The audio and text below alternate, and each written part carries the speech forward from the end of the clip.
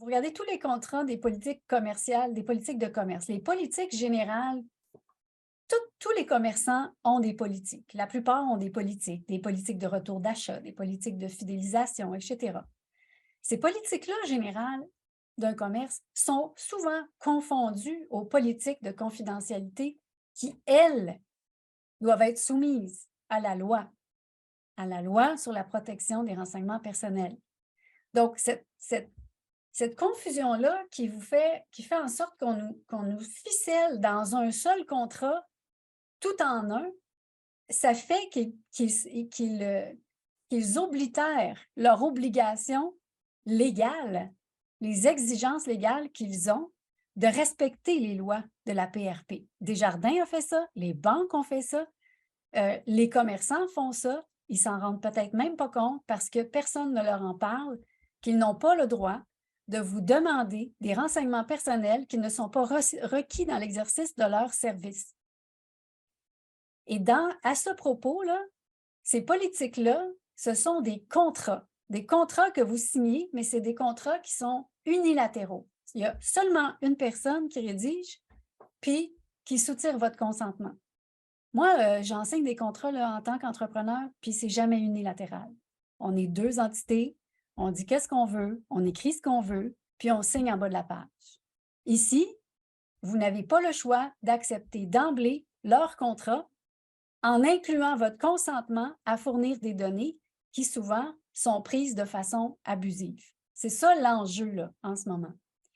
Et l'enjeu, c'est basé sur une grande séduction. Là. Les commerçants sont extrêmement friands, puis vous êtes peut-être un commerçant puis une entreprise. C'est normal d'être friand de recueillir des données pour connaître le marché cible, votre marché, puis maximiser vos profits. C'est basé là-dessus, là, le chantage en question, le chantage ou, je dirais, la grande confusion entre ce qu'un commerçant a le droit de faire et ce qu'il croit qu'il peut utiliser aux fins de marketing. Fait, et là, la confusion pour les commerçants, et j'inclus les banques, parce que je vous ai déjà dit ou on vous a déjà expliqué que les banques, au fond, utilisent aussi cet aspect de données personnelles pour se concurrencer les unes les autres, pour être la première affaire à offrir un service, pour damer le pion aux autres. Donc, pour toutes ces raisons, le marketing est un outil fondamental pour les entreprises aujourd'hui et nos renseignements personnels sont prisonniers, sont pris en otage dans ce jeu aujourd'hui qui sert à un ensemble plus large qu'on appelle le gouvernement, qui n'a pas besoin de faire du marketing à partir de nos données, mais qui finalement va donner la permission à tout le monde de les utiliser pour faire fructifier les profits, monter les profits du PIB sans égard aux lois. Donc, en réalité, là, laisser ce flou entre le marketing et la préservation du droit à la vie privée, ça rend vulnérables nos renseignements personnels. Cette jungle-là, là, c'est une jungle. Elle cache un visage anonyme, c'est la cueillette de vos informations par les commerces qui peuvent être tracés dans un immense réseau international.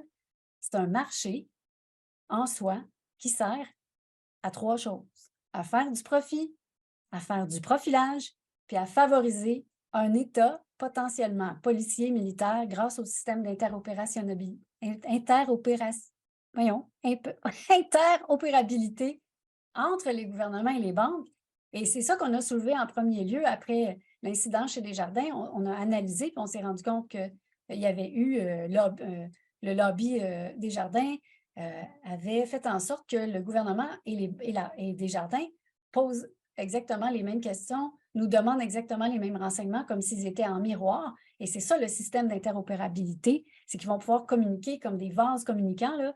Un va pouvoir donner les données à l'autre en fonction de leurs besoins de savoir à propos de notre vie privée.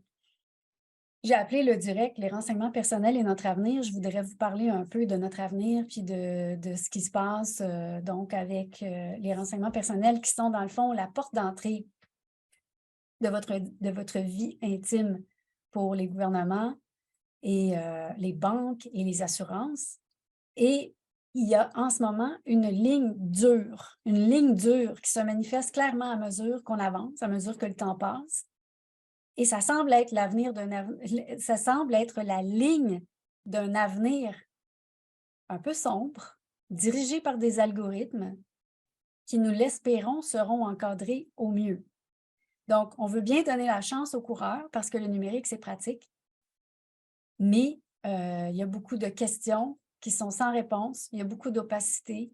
Créer une dépendance aux algorithmes, aux technologies, ça va avoir pour conséquence tout simplement d'enrichir les multinationales, puis de faire en sorte que les gens au pouvoir vont continuer d'être au pouvoir parce qu'ils obéissent à cette logique de multinationales.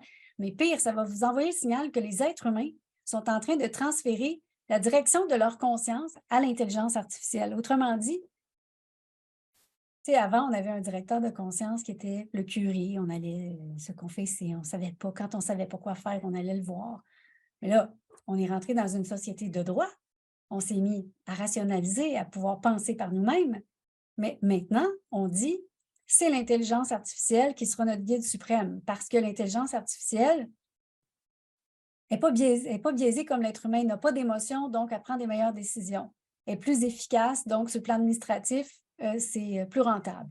Donc, les élus sont en train d'accepter par le fait de leur consentement à cet écosystème bionumérique, ils sont aussi en train de cautionner le fait que notre corps et notre esprit soient gérés à distance. Hein? Moi, j'ai le goût d'interpeller M. Trudeau, là, M. Legault, puis toutes les oppositions de ce pays. Est-ce que c'est vraiment ce futur-là dont ils rêvent là, pour leurs enfants, pour leurs petits-enfants? Les priver de leur consentement?